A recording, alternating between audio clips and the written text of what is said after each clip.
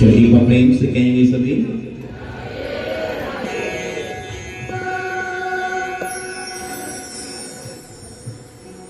पिछले 2 दिन से आप नानी बाई का मायरा सुन रहे हैं। किस प्रकार मेरे ठाकुर उस नरसी भगत के जीवन में एक हिस्सा बनकर उनके साथ साथ उनके हर कार्य को पूरा करने में जुट जाते हैं। 2 दिन से आपने कई नरसी भगत की कथाएं सुनी। कहां वो दिव्य महाराज के दर्शन, कहीं जब बेटी का गोना होना है तो घर में 1 रुपया नहीं, ठाकुर जी सेठ बनकर आ जाते हैं। और कहीं पर व्यापारी लोग नरसी से हुंडी लिखवाते हैं तो हुंडी सांवरिया सेठ स्वीकार कर लेते हैं। ऐसी अनेकानेक घटनाएं जब नरसी के जीवन में घटी तो देखो, लोगों को तो क्या लगा कि चमत्कार है। ये जो भोला भाला खड़ताल लिए जो व्यक्ति बैठा है, भजन कर रहा है, ये कोई साधारण व्यक्ति नहीं है। इसने भगवान की कहीं न कहीं ऐसी उपासना की है कि जिससे सांवरिया सेठ इसके दरवाजे पर खड़ा रहता है।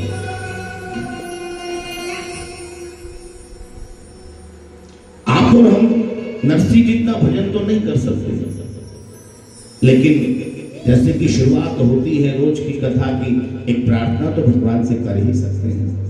हो सकता है कि वो सांवरिया सेठ हमारी भी पुकार सुने और हमें भी नरसी के इतने सारे भक्ति के गुणों में से थोड़ा सा अंश यदि हमारे भीतर डालते तो हम एक इस भक्ति के मार्ग पर आगे बढ़ जाएंगे। कि मेरे ठाकुर, हम में इतना सामर्थ्य नहीं है कि हम नरसी जैसी भक्ति कर सके। हम यदि थोड़ी बहुत भी कुछ सामर्थ्य है तो केवल है वो आपकी वजह से ही है, वरना हमारी औकात कहां कि हम आपकी इस कथा में भी बैठ सकें। उनकी कृपा हुई, उन्होंने इतना हमें सामर्थ्य दिया तो आज एक हम भगत बनकर एक भगत की कथा सुनने के लिए विराजमान हुए।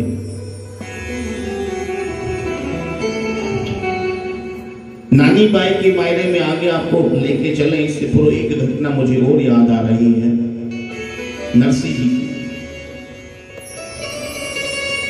माताओं, जब नरसी जी के जीवन में चमत्कार होने लगे, बताया ना कथा में 52 बार मेरे ठाकुर नरसी जी के लिए आए, 52 बार।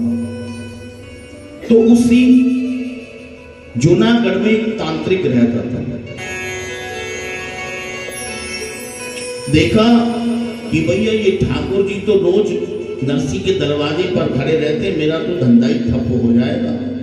क्योंकि जितने भी दूसरे भगत लोग थे जिन्होंने ये विश्वास था चमत्कार जहां होते वहीं जाए, वो सारे उस तांत्रिक को छोड़ के सब कहां जाने लगे?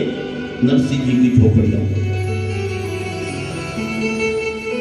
और तांत्रिक सोचे यदि सब लोग नरसी जी के यहां चले गए तो मेरी दुकान तो बंद हो जाएगी। तो उसने क्या किया कि एक महिला को कुछ रुपया देकर और नरसी जी के यहां भेज, आप जाओ और किसी भी तरह मुझे नरसी को बदनाम करना है ताकि जो भी उधर जा रही है ना सारी मेरे पास वापस आ जाए।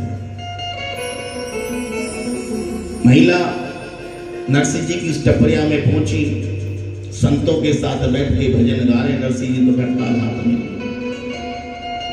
राधे कृष्णा राधे कृष्णा कृष्णा कृष्णा राधे राधे राधे श्याम राधे श्याम श्याम श्याम राधे।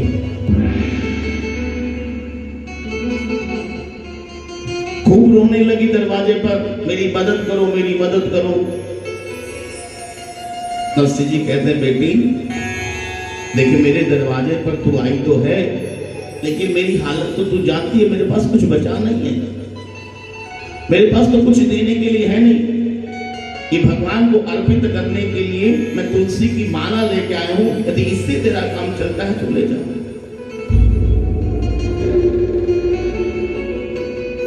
औरत कहती है भगत जी ऐसे काम नहीं चलेगा, मेरी बिटिया की शादी है, कुछ तो मुझे देना पड़ेगा।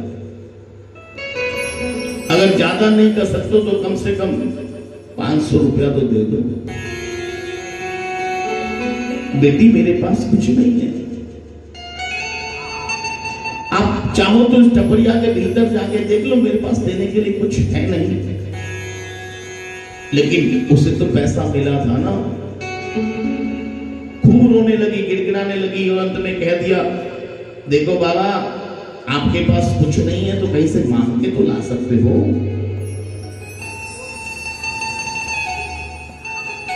अब नरसिंह जी हृदय द्रवित हो गया, बिटिया की शादी है, मेरी बिटिया की शादी थी तो मेरा सांवरिया सेठ मदद करने आया था खोने के समय में, इसकी भी बिटिया की शादी है, सांवरिया सेठ तो मैं नहीं लेकिन इसके कुछ मांग के तो ला सकता हूं।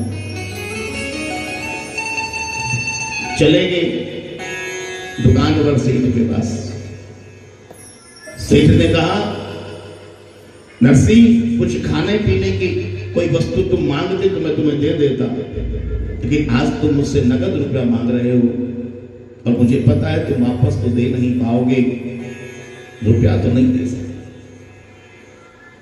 नरसिंह कहते सेठ जी दरवाजे पर एक लाचार मां बैठी है, उसकी बिटिया की शादी है, आपको 500 रुपया तो देना ही पड़ेगा।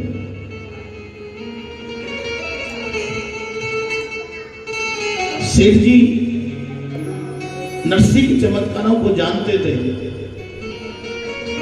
कि अगर ये बहुत ऊंचा भगत है, ये चाहे तो पता नहीं क्या कर सकता है, मेरे पास 500 रुपये मांगने आया है तो कोई ना कोई विशेष कारण ही होगा। और अंत में सेठ जी ने कह दिया ठीक है नरसिंह मैं तुम्हें 500 रुपया तो दे दूंगा, पर इसके बदले में तुम्हें कुछ गिरवी रखना पड़ेगा। अब नरसिंह के पास गिरवी रखने के लिए क्या है? कुछ नहीं है। 5 चीजें जो भगवान ने दी थी नरसिंह को, याद होगा कथा में सुनी थी, क्या कहती? भक्ति की टोपी दी थी, एक भगवान ने अपनी माला दी थी, एक खड़ताल दी थी और एक भगवान ने अपना विग्रह दिया था और साथ में दिया था एक राग, केदार राग। तो नरसिंह ने कहा कि सेठ जी गिरवी रखने के लिए मेरे पास कोई भौतिक चीज तो नहीं है, लेकिन मैं आज अपना एक केदार राग आपके पास गिरवी रखता हूं, आप इसे अब सेठ जी एक बार सोचे तेरे केदार राग का मैं क्या करूंगा। और नरसिंह को वहां से भेज दिया। इतनी देर में जो तांत्रिक ने सोचा बात तो बिगड़ रही है, क्योंकि तांत्रिक को पता है कि इसका ठाकुर इसका सांवरिया सेठ तभी आ सकता है जब ये केदार राग गाता है। यदि इसका राग गिरवी हो गया तो फिर सांवरिया सेठ इसकी मदद करने नहीं आएगा। और जाके सेठ जी से कहा सेठ जी गिरवी रख लो केदार राग को, 500 नहीं मैं तुम्हें 10 गुना पैसा दे दूंगा, पर आप नरसिंह को पैसा दे दो, गिरवी रख लो। और 500 रुपए तांत्रिक ने उस सेठ को दिए।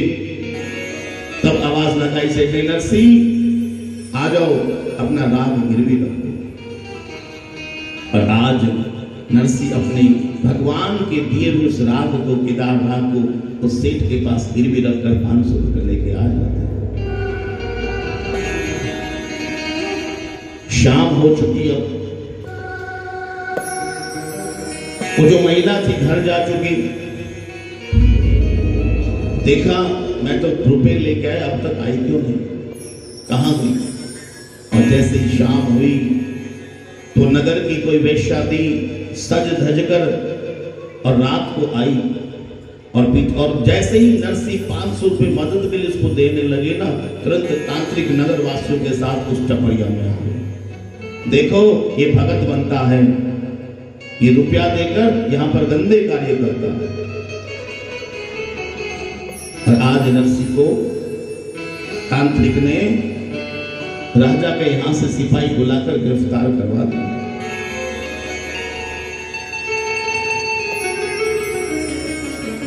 दरबार में लोग तरह तरह की बातें बनाने लगे। अरे दिखने में इतना भोला भाला है, भगवान का बहुत बड़ा भक्त बनता है और तेरे करते कैसे हैं? आज सारे समाज को पता चल गया, तुझे दंड मिलना ही चाहिए। अब नरसी गिड़गिड़ाए, अपनी सफाई में बहुत कुछ कहा, लेकिन कोई सुनने वाला नहीं। नरसी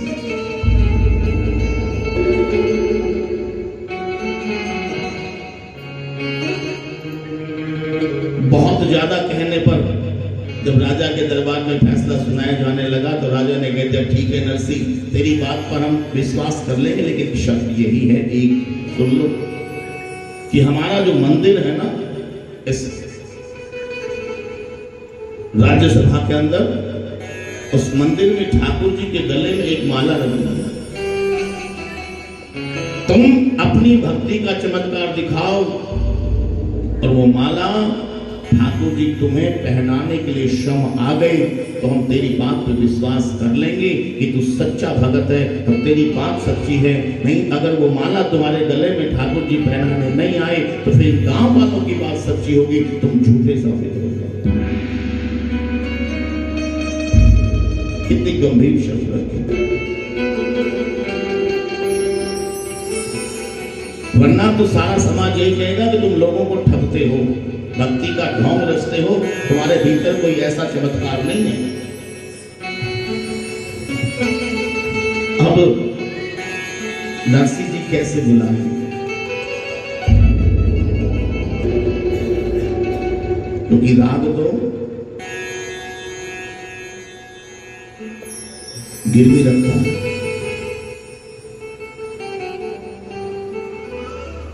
गिड़गिड़ाने लगे, कुछ नजर नहीं आया तो क्या करें? अंत में जब कोई सहारा दिखता नहीं नरसी को तो फिर किसको याद करता है? अपने सावल साहब को याद करता है। एक तरफ तो जेल दिख रही है कि मुझे जेल जाना पड़ेगा, और जेल से बड़ी तो बदनाम। कैसे बनेगी बात? अब नरसी जी केवल पुकार रहे हैं।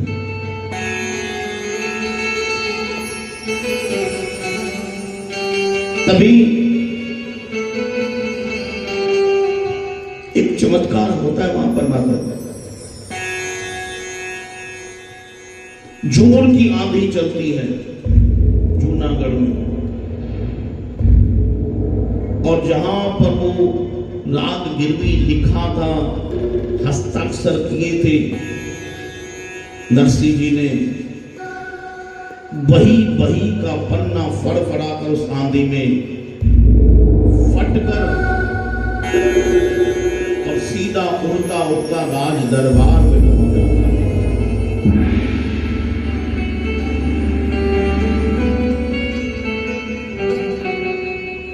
और जैसे ही वो उड़ता उड़ता दरबार में पहुंचा तो कागज नरसी के पास, नरसी ने उठाया। अरे ये क्या चमत्कार है?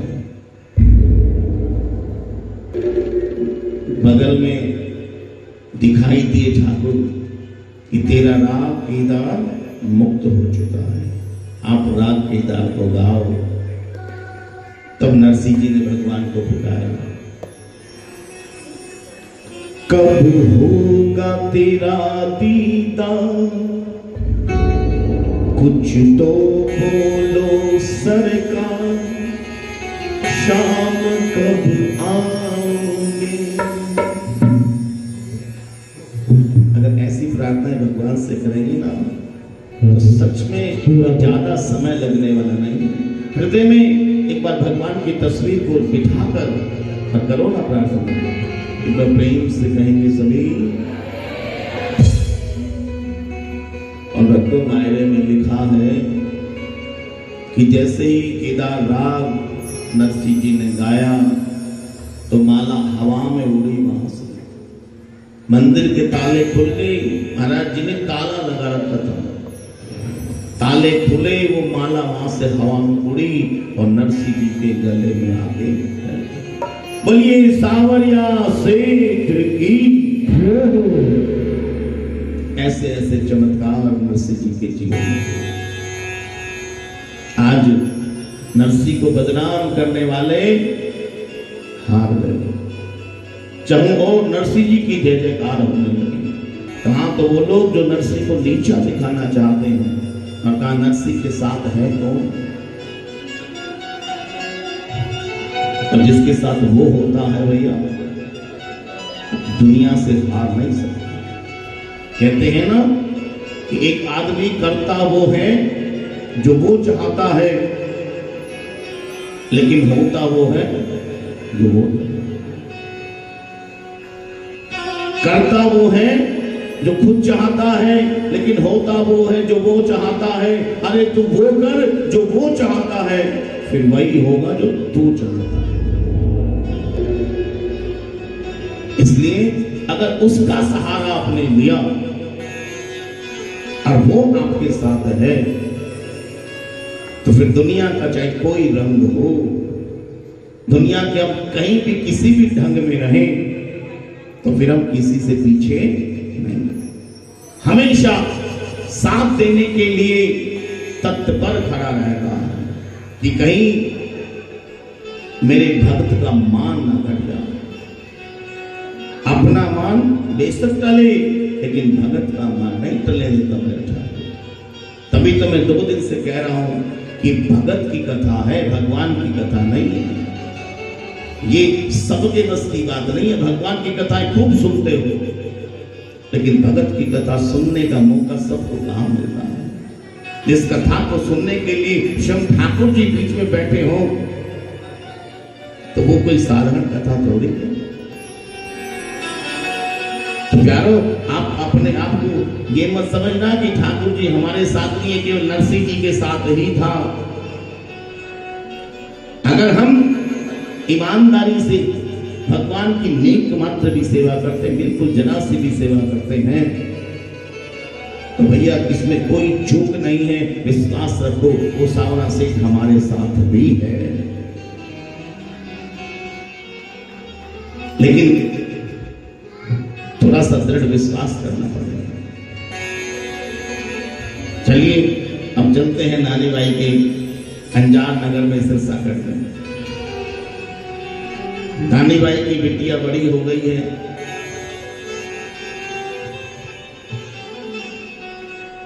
नरसिंह जी की बेटी है, नाम है नानी बाई, जिसे आप कहते हो हरनंदी है।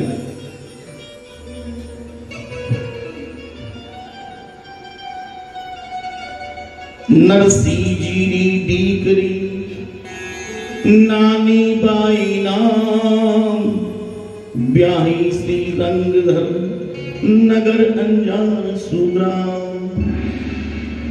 जासूसुता की लगन से श्रीरंग कियो उठा, नौतों सकल बिरादरी नागर कुल को भाव। माघ कृष्णा भृगु सप्तमी, माघ कृष्णा भृगु सप्तमी, कुमकुम पत्र लिखाए और भाई बंद भेला हुआ और जा जम दई बिछा। मातो आज तारीख कौन सी है? माघ शुक्ल सप्तमी। और वो वहां नानी बाई के जाजम कब बिछी? आज ही। बजाओ ताली पर इस परिवार को विचार।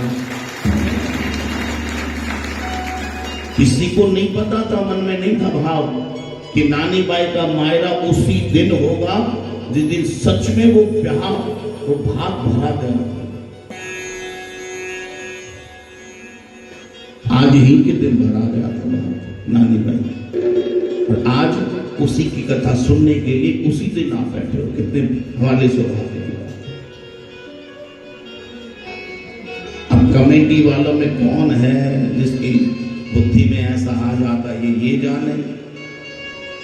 नहीं, सच बता रहा मुझे तो नहीं था, लेकिन जब मैं इस मायने को तैयार कर रहा था उस समय जब मैंने पढ़ा, फिर मैंने हिसाब लगा ये तो 21 तारीख को होएगा, तो तारीख तो वही पड़ेगी। ये तो बहुत अच्छा शुभ संकेत है इस दास के लिए और हमारे प्यारे भक्तों के लिए।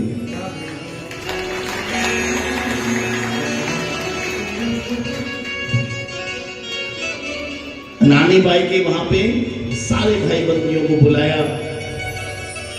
चलो कुमकुम पत्र लिखते हैं, क्योंकि सबसे पहले पत्र लिखा जाता है, क्योंकि तैयारी भी करनी पड़ती है माता पिता को दांत के लिए। आजकल प्रथा नहीं है, बहनें जाती हैं भाई के घर में, तो सारे भाई बंदों को इकट्ठा किया, दरी बिछा दी, सब बैठ गए, कुमकुम पत्र भेजना है। अब देखिए जो नानी बाई की सास है उसको पता है कि नरसी की हालत क्या है, श्री रंगधर जी है उनको भी पता है कि नरसी की हालत क्या है। वो क्या सोच रहे हैं, यदि नरसी यहाँ आएगा, हम इतने ठाट बाट वाले हैं, बड़े सेठ हैं, अगर वो आया तो हमारी बेइज्जती हो जाएगी, कुछ लाने वाला तो है नहीं, इसलिए क्या करते हैं, ऐसा उपाय करते को आए ही ना। कुमकुम पत्र तो भेजना पड़ेगा, बेटी का पिता है, लेकिन कुछ ऐसा कर दो क्यों आए ना। और सास ने क्या किया, चिट्ठी लिखवाने वाले से कहा कि मैं कहूं वो लिखो, क्या क्या लेके आना।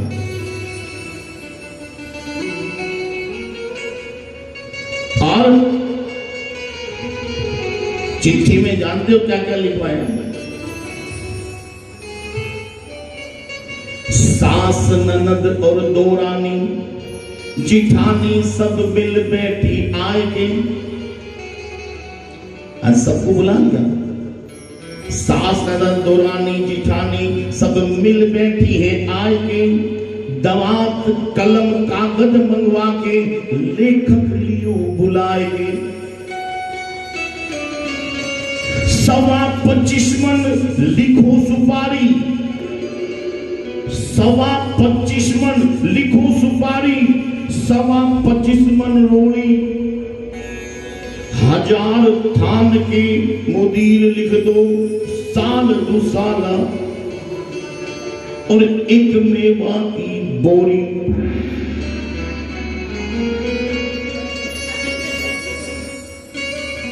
हजार थान में मुदीर लिख दो, साल दुसाला कापड़ा और ठाट करे नरसीरा प्याई, बख्तावर 6 छापड़ा। मारवाड़ी भाषा है।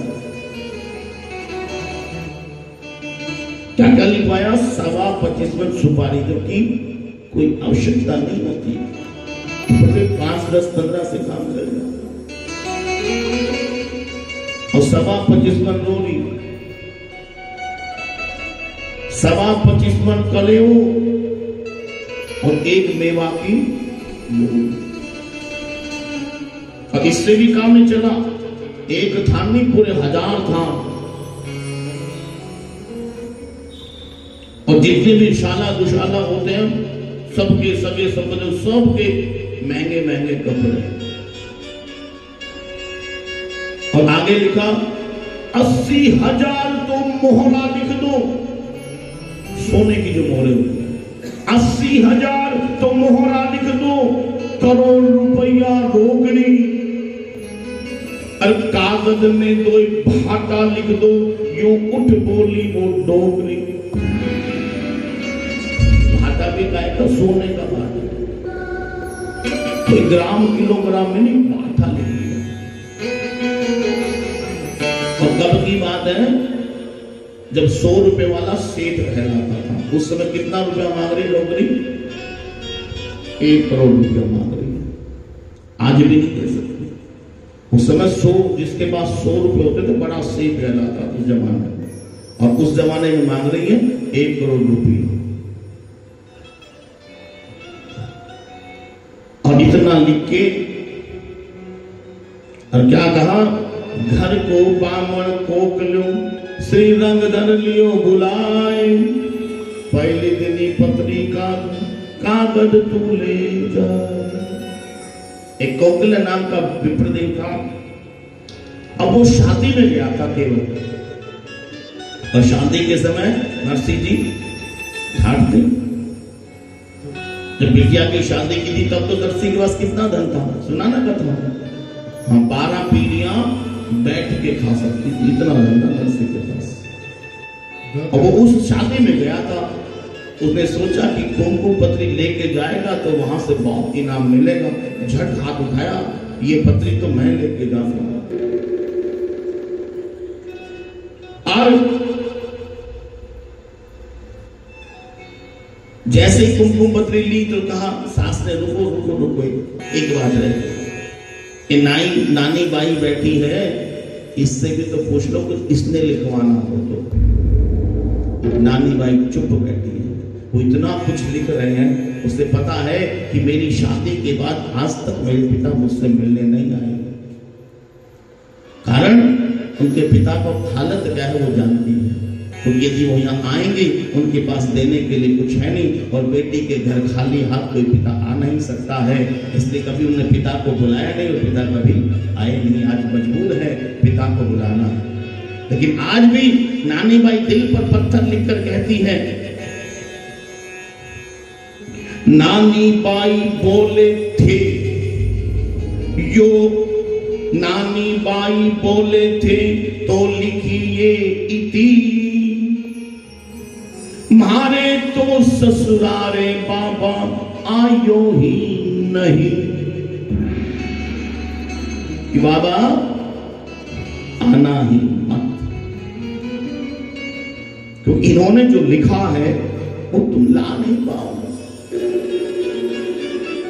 और तुम नहीं लाएंगे।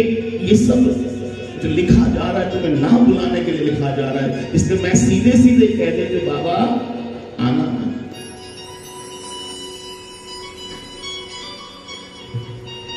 और तो कोकिला ब्राह्मण और कुमकुम पत्री लेके जूनागढ़ पहुंचता है।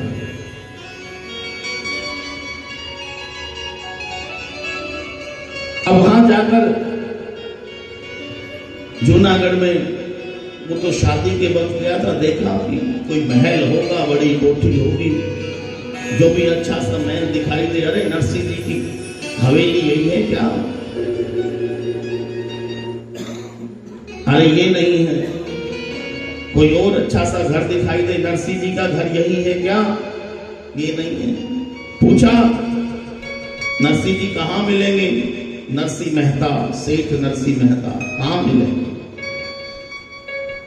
लोगों ने पता बताया कि नगरिया से बाहर जाओ, एक टूटी सी टपरिया मिलेगी, बाहर कुछ बूढ़े संत, कुछ सूरदास संत आपको भजन गाते दिखाई देंगे, भीतर एक और सूखा सा व्यक्ति बैठा दिखाई देगा भजन गाता, वही नरसिंह है। सब हंसने लगे, किसका पता पूछा। कोकिला ब्राह्मण पहुंचा, देखा तो वही हालत, सूरदास बैठे हैं 10-12 भजन गा रहे हैं, और एक मंच पर नरसिंह जी अपना करताल हाथ में लिए भजन गा रहे हैं। राधे श्याम राधे श्याम, श्याम श्याम राधे राधे, राधे कृष्णा कृष्णा कृष्णा राधे। जैसे ही घुसे, दरवाजा थोड़ा सा आवाज आई तो सबने गाना बंद किया सूरदासों ने, और हंसने लगे जोर जोर से, क्योंकि नरसिंह जी ने कह रखा था हमारे पास कुछ है तो पास में नहीं, लेकिन कोई भी मेहमान आए तो हंस के स्वागत कर दिया करो बस, तो देने लेने को हमारे पास कुछ है नहीं। तो गुरु जी की बात मानी, सब जोर से हंस पड़े, कोई मेहमान आया। अब कोकिला ब्राह्मण सोचे ये अच्छे बने, मैंने तो सोचा था बड़े सेठों के घर में जाऊंगा, कुछ मिलेगा, बढ़िया दक्षिणा, और यहाँ तो ये हंस हो रहे मेरे ऊपर। जय हो।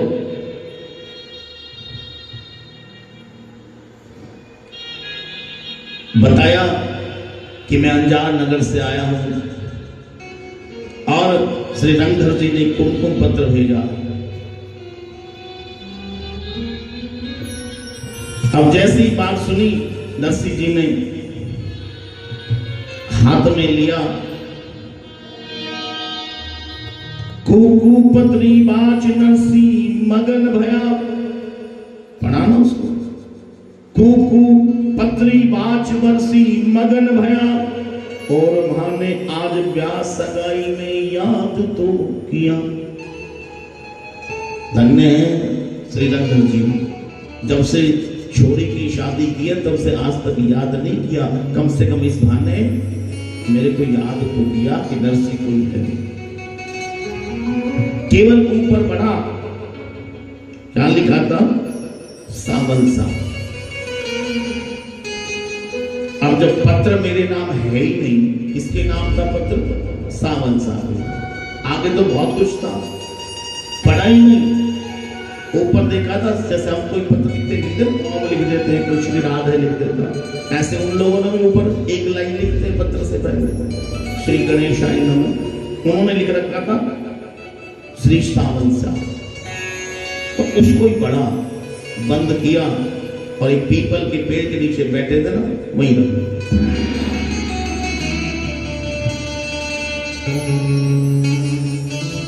और अपनी में मस्ती में मस्त है, कोई चिंता नहीं, कोई फिक्र नहीं।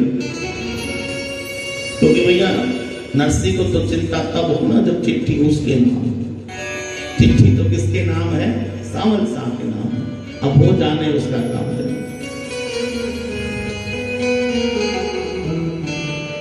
तो जिसकी भरोसा सावन साहब पे हो, उसका कौन क्या बिगाड़ सकता है? तभी तो कहते हैं ना, तेरे भरोसे मेरी गाड़ी, तू जाने तेरा काम जाने, तू जाने तेरा काम जाने, तू जाने तेरा काम जाने। हम कोकिला की तो बाट देख रहे हैं, कुछ खाने को मिलेगा। इच्छा तो लेके आए थे, बहुत सारी दक्षिणा मिलेगी, यहाँ कोई पानी भी नहीं पूछा। कई देर तक जब इधर उधर देखा तो एक सूरदास बाबा बोले, ये जो देखो ना, ये तुमरा सा पड़ा है, इसको उठाओ और गांव में नगर में जाओ, कुछ मांग लाओ। मिल गया तो हम भी खा लेंगे, तुम भी खा लेना, यहाँ कुछ नहीं। अगर भजन करना है तो बैठो। तो भैया भक्तों की परीक्षा मेरा ठाकुर पग पग पर लेता है। शायद ही कोई ऐसा उदाहरण आपको मिले जो भगवान का प्यारा हुआ हो, उसके जीवन में कष्ट ना आया। मैं अक्सर आपको बताता हूं कि अगर आपके जीवन में आपके संबंधों से जैसे ही दूरियां बननी शुरू होती हैं तो समझ जाओ मेरा प्यारा आपको बुलाना शुरू कर रहा है। धीरे धीरे एक एक चीज को छुड़वाता चला जाएगा, चाहे वो आपका बेटा हो, बहू हो, यार हो, प्यार हो, या फिर नौकरी हो, व्यापार हो, कुछ एक एक करके पहले छुड़वाएगा। और जब सब छूट जाएंगे तब कहेगा मेरे प्यारे, अब ये द्वार खुला है, अब तू मेरे पास आ जा। इसलिए भगवान की कृपा की अक्सर चर्चा होती है ना, तो कृपा ये नहीं है कि हमने माला जपी, मैंने 16 माला रोज जपी, भगवान ने कृपा कर दी, बेटे को नौकरी लगा दी, इसको कृपा नहीं कहते। अरे कृपा तो वो है कि जब मैं एक भी माला नहीं करता और मैं किसी गंदे स्थान पर बैठा हूं और ठाकुर जी मुझे वहां से हाथ पकड़ के उठाएं और जा तो कथा में बैठ और यहाँ कुछ सीख और मेरी शरण में आ, इसी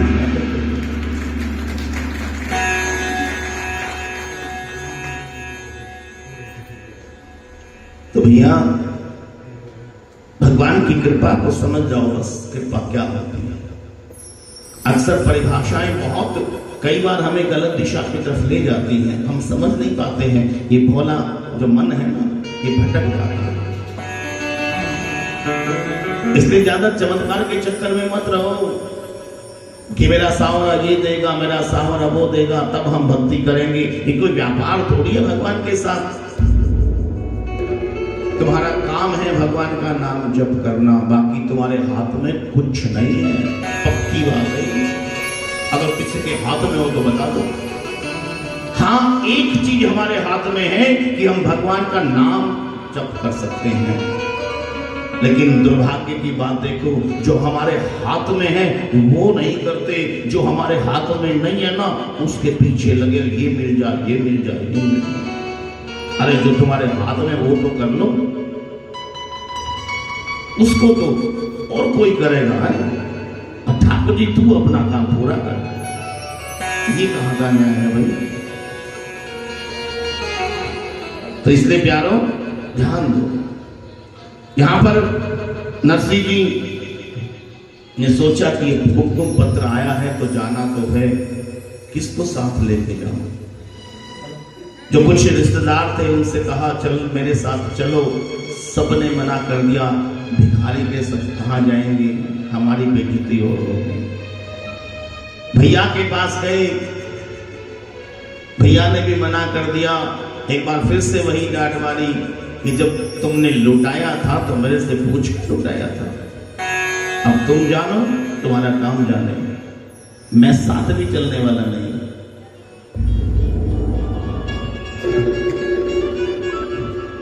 भैया कुछ व्यवस्था कर दो,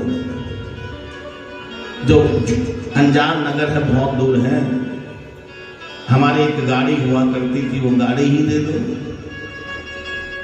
हम सब बैठ के तो चले जाएंगे। अब यहां से माताओं को कथा याद आ गई।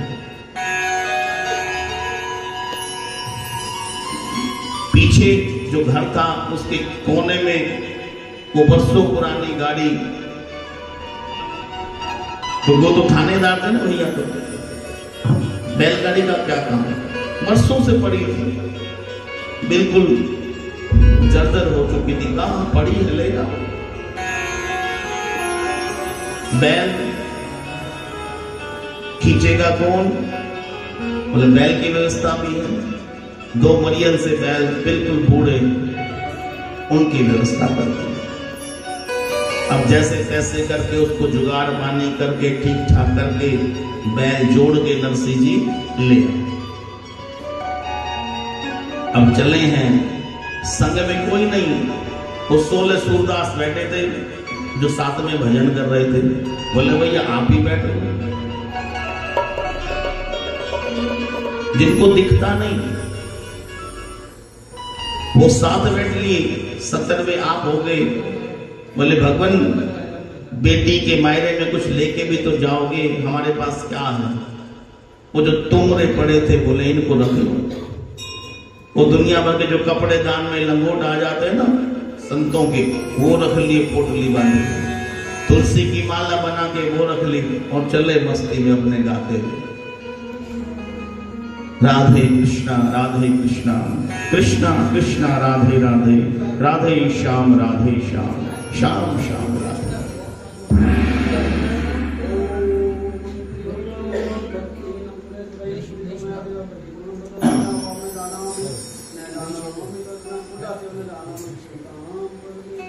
गाड़ी में सब कुछ रख के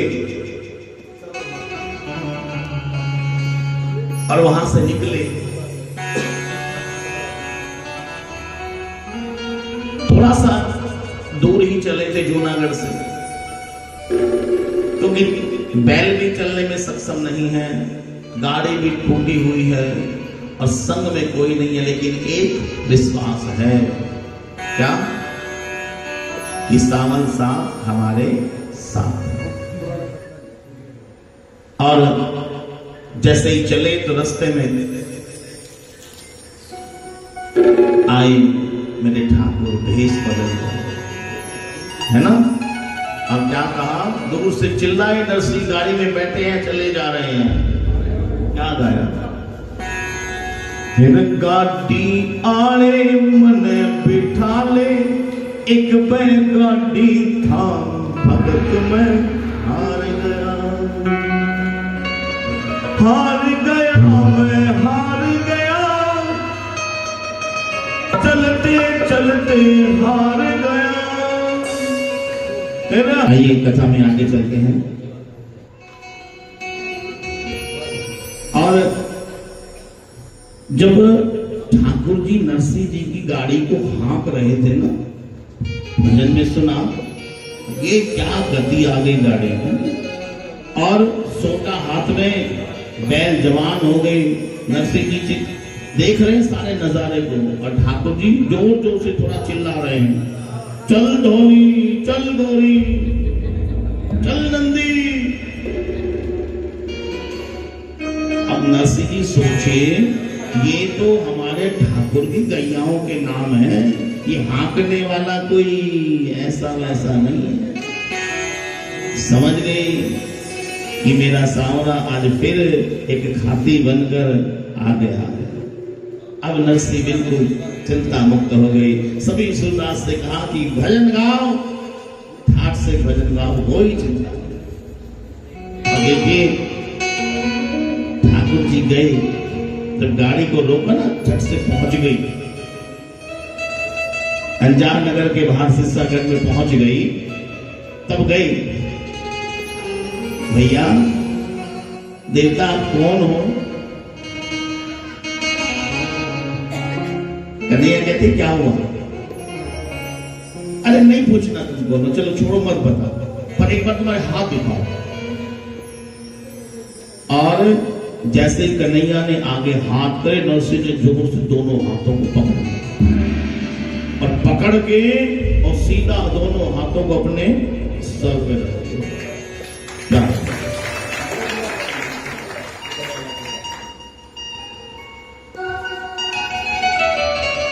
क्योंकि पहचान तो छुपाना पाते थे कन्हैया कि मेरी पहचान ना हो, लेकिन नरसिंह तो भीतर भीतर समझ गए थे अगर सावनिया सेठ के हाथ सिर पे हो गया तो फिर जब मैं इस काम के लिए जा रहा हूं उस काम की मुझे कोई चिंता नहीं होगी, कोई चिंता नहीं। आशीर्वाद ले लिया ना। हम जैसे ही नरसिंह जी पहुंचे अंजार नगर सिरसागढ़ में, तो सबसे पहले किसने देखा? वही पंडित जी, कोकिला जी महाराज। बोले वहां तो कुछ मिला नहीं, बधाई में चलो यहीं से कुछ प्रयास करो। और भागे भागे गए श्रीजंधर जी के पास, बधाई हो बधाई हो बधाई हो। तो किस बात की बधाई? बोले पहले कुछ दो तभी बताऊंगा, बड़ी खुशखबरी है। अब श्रीधर ने सोचा कि पता नहीं क्या खुशखबरी लेके आया है, झट से 2 स्वर्ण मुद्राएं कोकिला जी को दे दी। हाँ बढ़िया काम हो गया, वहां से एक मिलनी थी, यहां से मिलनी थी, अपनी 2 पूरी। बताओ क्या खुशखबरी है? मायरेदार नरसिंह भगत जी आ गए।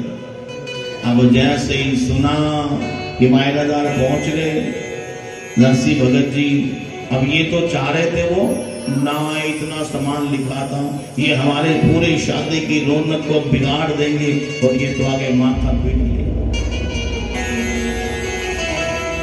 अरे तूने क्या खबर सुनाई? जाओ जो हमारे पशुओं का जो बाड़ा है ना उसमें उनको जगह दे दे। गांव से बाहर श्रीरंगर जी के जहाँ पशु बंधते थे, गौशाला की थी, वहां पर कई दिनों से पशु बंधे नहीं थे। देखो वहां पे छोटे छोटे कितने जीव थे, और उन्हीं के बीच नरसिंह जी को रोक। अब 16 सूरदास, एक नरसिंह जी, वो बाकी उनको तो दिखे ना। अब बेचारे जैसे तैसे सबको पकड़ पकड़ के भीतर लाए, बड़ी मुसीबत। कोई पानी पूछने वाला नहीं। आग जलाई, थोड़ा सा व्यवस्था की किसी भी तरह, क्योंकि ना ओढ़नी है ना बिछोना है, कुछ नहीं है। ऊपर से मच्छर बहुत अच्छी सेवा कर रहे हैं। बेचारे आग जला के रात भर बैठे रहे, कोई पानी पिलाने तक नहीं आया। अब देखिए यहां पर आपके मन में भी आया होगा नरसिंह जी वहां गई क्यों? जब आज तक शादी के बाद बेटी के यहाँ गए नहीं, आज जाने की जरूरत क्या पड़ती? क्यों चले गए नरसिंह? लेकिन इसमें 2 उत्तर हो सकते हैं। मैं ये नहीं कहूंगा कि यही हो। एक तो है कि जो सांसारिक दृष्टि से कि मुझे बेटी से मिलना है, बहुत दिन हो गए, आखिर कुछ भी है तो मेरी बेटी। और दूसरा है भैया, नरसिंह जी कौन है? एक संत है, और संत कभी एक जगह पर रुकते नहीं। वो तो भैया धर्म के प्रचार के लिए, नाम के प्रचार के लिए, भगवान के प्रचार के लिए घूमते रहते हैं। तो सोचा कि अब यहाँ तो प्रचार हो गया, अब जाके मैं उस अनजान नगर सिरसागढ़ में भी भक्ति का प्रचार करूंगा। और इस भाव के साथ नरसिंह जी आए। अब देखिए, अगली सुबह सासू ने ताना मारा नानी भाई को, सुना तेरे बापू आयो है। और उनके संग में बहुत सारे मोढ़ा भी हैं, और एक नहीं, हमने तो सुना है कि 17 साधु, और वो भी सारे सूरदास को लेके आए होगा।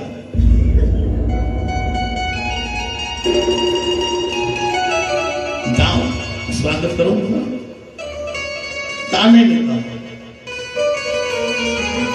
अब नानी भाई क्या करें, पिता है, स्वागत तो करना है। कनक थाल कर मेलियो अक्षत दीप सहित, दुग्ध कलश ने तो कुमकुम कंद जूलित। अब कोई साथ भी नहीं गया, पूजा की थाली तो ले ली, अक्षत गंध। किसी से कहा कि तुम चलो, कोई दौरानी जिठानी चलने को तैयार नहीं हुई साथ। तो घर में एक दो सेविकाएं थी, काम वाली थी, उनको साथ में लिया और आगे स्वागत के लिए।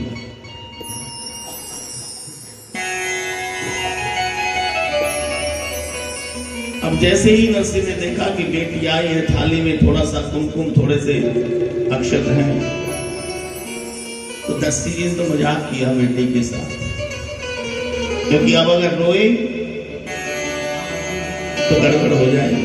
नरसिंह जी कहते हैं, बेटी तू तो आई नानी बाई, थोड़ो कुमकुम ले, साधुड़ा रे गोपी चंदन लागे सवासेर। हम तुम साधु हैं, हमें तो चंदन ही अच्छा लगता है, कुमकुम ही अच्छा लगता है माथे पर। तू इतना सा लेके आए, बहुत सारा लेके आना था। लिपट गई बापू साहब, मैंने मना किया था।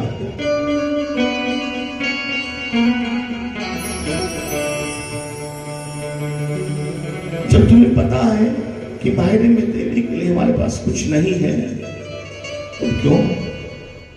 तो आते तो अकेले आ जाते हैं। मुझे कुछ नहीं चाहिए, तुम्हारा केवल आशीर्वाद, पिता का आशीर्वाद बेटी के लिए बहुत बड़ा होता है। आपके आशीर्वाद से मैं काम चला लूंगी, लेकिन ये इतना सब करने की जरूरत क्या थी? अकेले आ जाते बस। अपू हमारा मायरा भरेगा तो कहते चिंता मत कर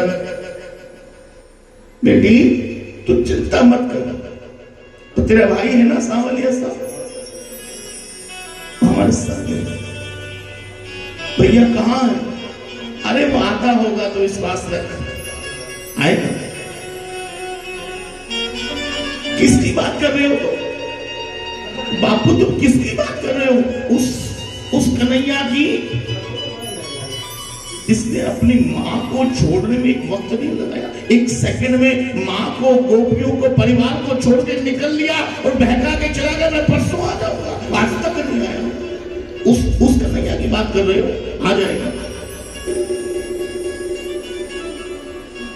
किसके भरोसे हो बापू साहब? वो नहीं आने वाला।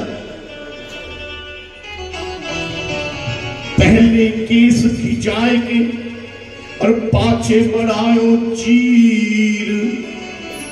पहले केस खिंचाएंगे और पाछे बढ़ायो चीर, और आवत लाज गवाए के माँ की जात को हीर।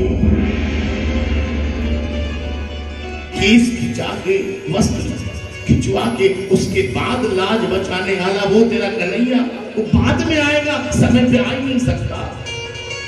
जब सब लुट जाएगा ना तब किस पे भरोसा करके बैठे हो बापू साहब?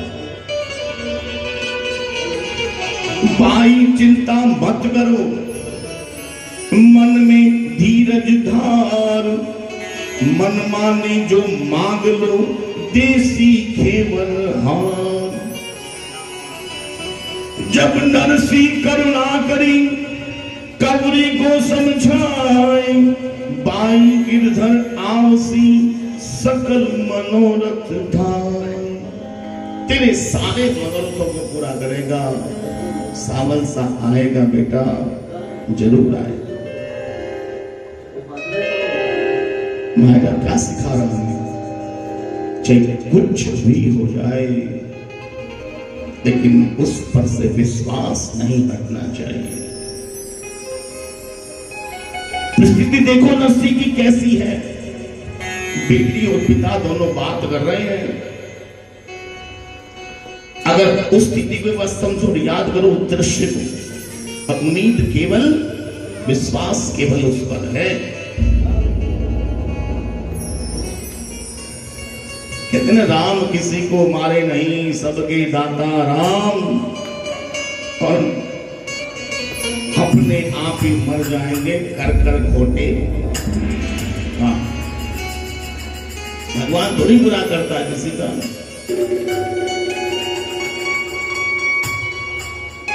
इसलिए प्यारो विश्वास रखो।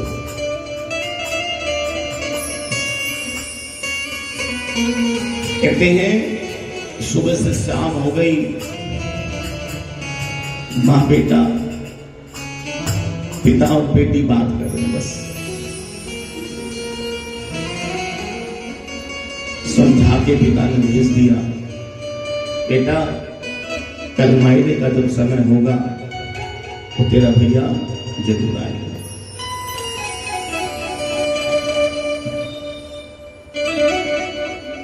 निश्चित हो के नानी बाई चली गई और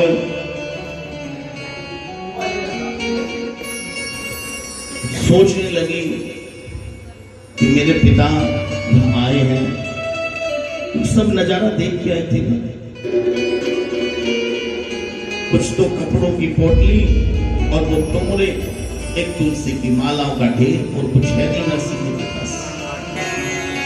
सोच रहे बापू सा कम से कम एक चुनरी तो ले आते। जो रस्म होती है, इतना धन नहीं, एक चुनरी ले आते। अगर मेरी मां जिंदा होती ना बापू साहब, तो ऐसा कभी नहीं करती। कम से कम आपको इतने खाली आप तो नहीं बेचती, चुनरी तो जरूर बेचती।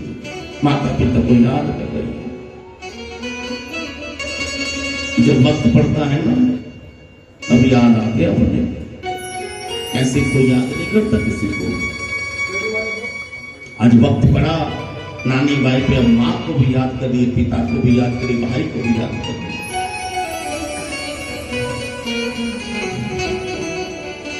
इधर नानी बाई के ससुराल वाले कह रहे हैं रोना धोना बंद कर,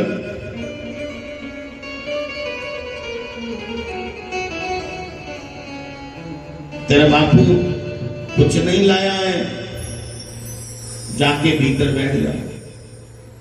एकदम से जैसे ही नानी बाई को ये चोट लगी तो नानी बाई खड़ी हुई, चिल्लाई, और जो पिता ने विश्वास दिलाया था सावल साहब के ऊपर, वो विश्वास नानी बाई के भीतर भी जाग गया कि हाँ मेरा भाई आएगा। और कई सासुआ से बताओ, जो पहले चिट्ठी लिखी थी वो तो आएगी। अगर अब भी कोई कमी आपको लग रही है, कुछ और चाहिए तो बता दो, विश्वास दे दो नानी बाई। चिट्ठी में कितना लिखा था उसको तो छोड़ो, वो तो आएगा। अब भी कोई कमी है, मायने में कुछ चाहिए ना, तो अब और लिखवा दो।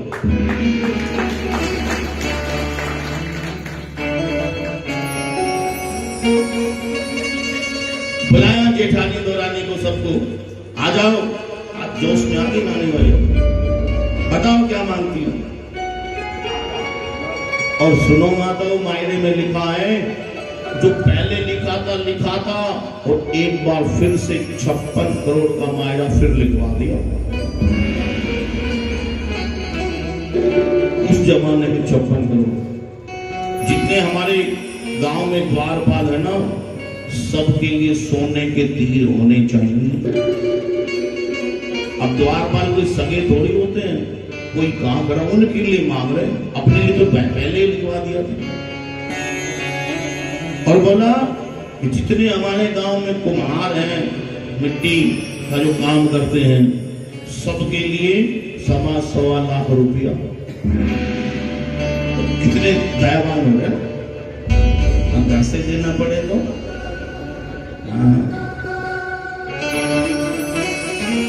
लिखो, क्या दिक्कत है?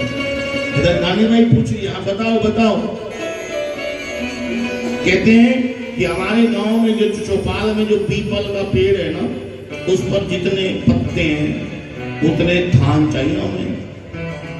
कोई घर बचे ना, सबको एक एक थान बांटेंगे। और जो जमाई है दूल्हे राजा, उसके लिए सोने का हार, और बिटिया के लिए पूरे 16 श्रृंगार। देवरानी जेठानी जितनी लगती है, सबके लिए जरी की चुंदड़ी। और जो दोते हैं उनके लिए सबके सोने के पैरों में पहनने वाले जूते। और सारी जितनी भी बारात आएगी, प्रत्येक बाराती के लिए एक एक सूट अच्छा वाला। और एक वो बात लिखवाई कि प्रत्येक जितने रिश्तेदार हमारे आएंगे, सबके लिए 1.25 लाख रुपया अलग से। और लिखवा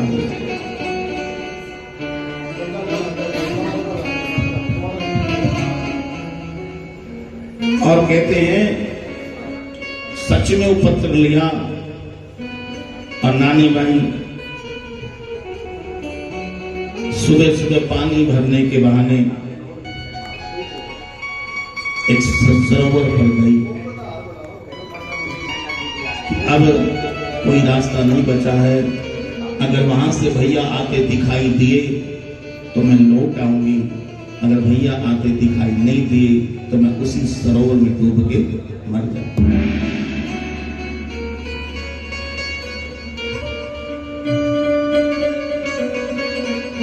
एक छोटी कन्या को भेजकर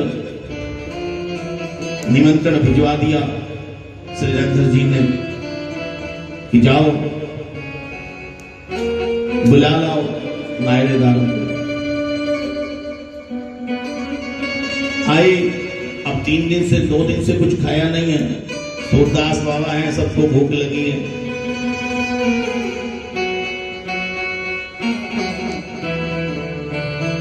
खाने के लिए बुलाया था, नरसिंह जी बोले भोजन, हम साधु हैं, भोजन तो करेंगे, लेकिन पहले थोड़ा सा स्नान तो हो जाए, बिना स्नान के हम भोजन नहीं करते। ताना मारा लोगों ने, अरे तुम्हारा तो यार सावलिया सरकार है,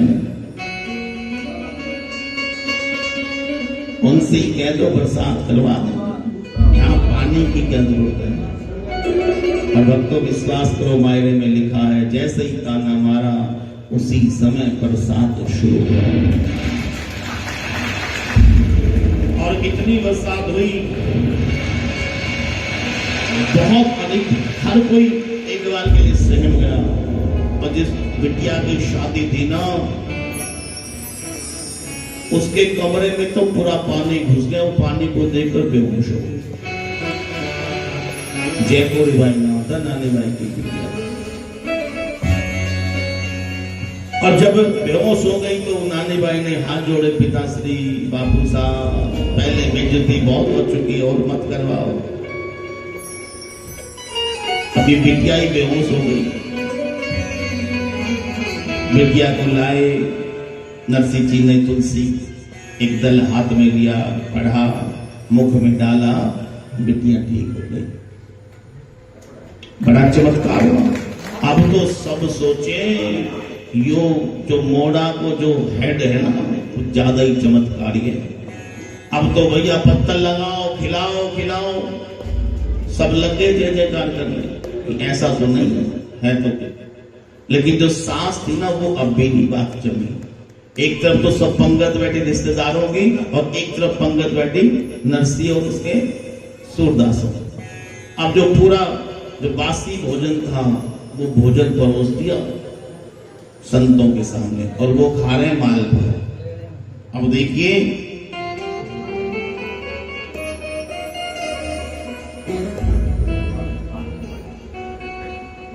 इतनी देर में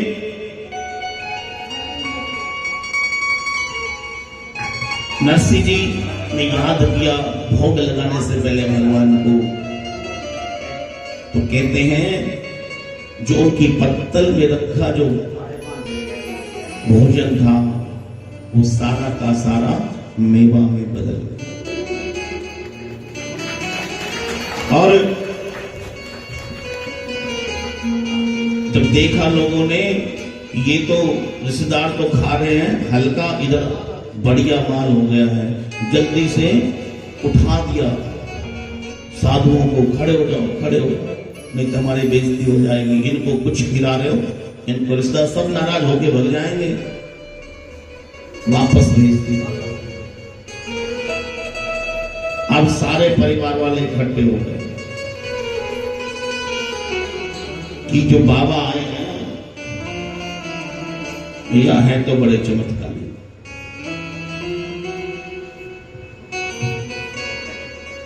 इधर नरसिंह जी परेशान हैं, ठाकुर जी अभी तक आए क्यों नहीं। इधर मायरे का समय हो रहा है, बड़ा परेशान। अपने बैठ के सभी सखाओं को बुलाया, 16 सूरदासों को लिया तुमरा और अपने हाथ में हड़ताल और लगे गाने। देखिए इधर नानी भाई सरवर पर नीर भरने के लिए पहुंची। थोड़ी देर सभी शांत रहेंगे, बस अब 10 मिनट का समय हो रहा है।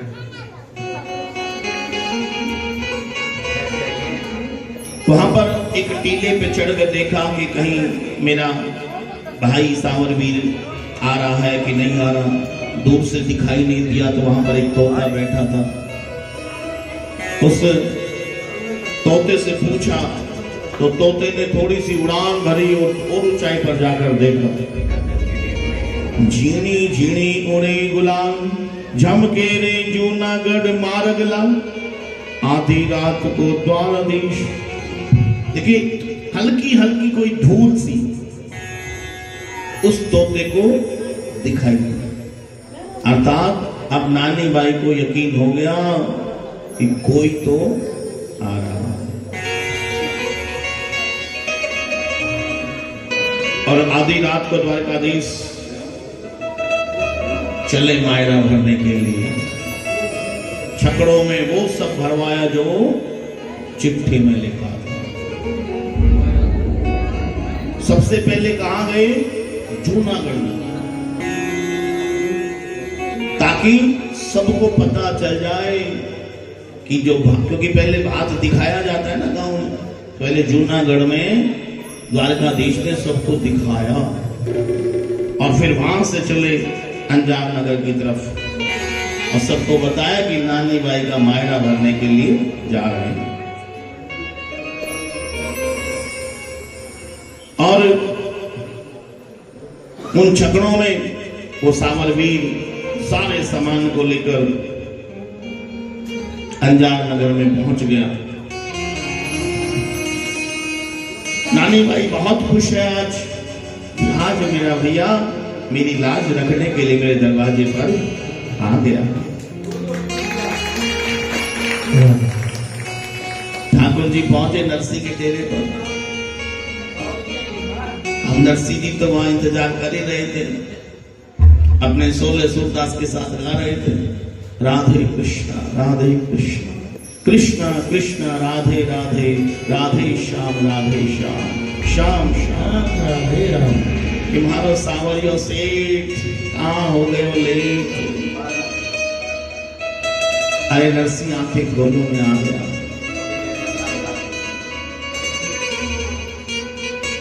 वो तो आंख बंद करके कह रहे हैं, रोवे थारी नानी बाई और ना जलाओ रे, वेगा हो सेठ सारा देर ना लगाओ रे। और जैसे ही द्वार पर सांवरिया सेठ पहुंचे, नानी बाई ने जोग लिया, सेठ सांवलिया ने मंगल कलश का मान किया। तो सब बगल में श्री रंजन जी खड़े थे, पूछा कि ये कौन है? तो सावलवीर कहता है कि मैं नरसिंह सेठ है ना, नरसिंह मेहता उनका पहले नौकर हुआ करता था। आज मैं इतना बड़ा सेठ बना हूं तो केवल नरसिंह के कारण ही बना हूं। आज मैं अपने नरसिंह का उधार चुकाने के लिए आया हूं। आज मेरे पास 360 मुनीम है, वो इस नरसिंह की कृपा से ही है। और ठाकुर जी ने वहां जो जाजम बिछी थी, उस जाजम पर पूरा मायरा बिछा दिया जो जो लिखा था। आज पूरे 56 करोड़ का मायरा उस जाजम पर मेरे सांवरवीर ने बिछा दिया। सभी ओर से जय जयकार होने लगी। बोलिए सांवलिया सेठ की जय।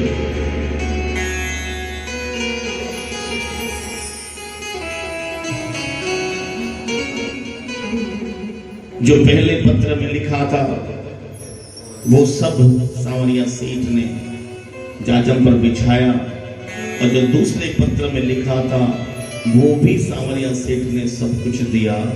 अंत में एक माता रह गई, जिसने जो मांगा वो सब दिया। एक जब पूरा हाथ भर चुके ना सांवरिया सेठ, तब एक माता आई उठे, बोले मैं तो रह गई। अरे कहाँ थी? बोला मैं पीछे रह गई। माता रुक जाओ ना, बुलाएंगे से, अभी बुलाया। चलो ठीक है, जाना है तो बुलाया। तो उस समय सांवरिया सेठ के पास कुछ नहीं बचा था, और अंत में नरसिंह जी ने जो गले में तुलसी माला पहन रखी थी वो निकाली और माता को दे दी। बोले अरे ओ सांवरिया, मायरा तूने पूरा नहीं किया, पूरा तो आखिर में मैंने ही किया है। देखिए, अब मैं अपनी वाणी को विराम दूंगा। ये जो पावन कथा आपने श्रवण की है, होता था जो भक्त का परमार्थ निष्काम, आज भी प्रसिद्ध वह नरसिंह चोरा धाम। जूनागढ़ में आज भी जो नरसिंह को प्रतिमा मिली थी, भगवान ने खुद दी थी जब रास में गए थे, वो प्रतिमा वहां पर विराजमान है, और उस जगह का नाम है चोरा धाम। संपूर्ण त्याग संन्यास योग नरसिंह ने कर दिखलाया था। आदर्शवान ने जीवन भर जग को आदर्श दिखलाया था। अब एक बार नरसिंह जी का था यो मन उपराम हुआ, बोला प्रभु जग जीवन में तो पल भर ना प्राप्त विश्राम हुआ। कन्हैया तो बार बार आया, लेकिन जीवन में विश्राम नहीं मिला एक बार भी। अब मैं आराम करना चाहता हूं। अब और न दूर रखो मुझसे, आने दो अपने पास प्रभु, चरणों में आपके मिले स्थान, अब यही एक है आस प्रभु। ऐसा विचार आया जब ही प्रभु को ये स्वीकार हुआ, बैठे बैठे नरसिंह पल में सावल शाह पर बलिहार हुआ। जीवन भर जिसका सावल शाह के संग था प्रेम अथा रहा, आखिरी सांस में उसने भी श्रद्धा से सावल शाह का। तो आखिरी सांस की नरसिंह ने तो मुख से क्या निकला?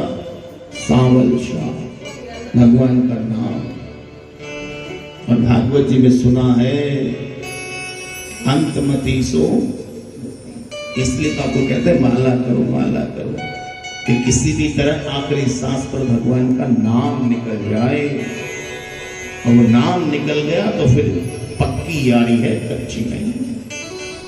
यहाँ नरसिंह के मुख से निकला आखिरी सांस में सावल सा, और नरसिंह जी भगवान में विलीन हो गए उसी से। अपने साथ सावल सानस जी को लेकर अपने गोलोक धाम को चले गए।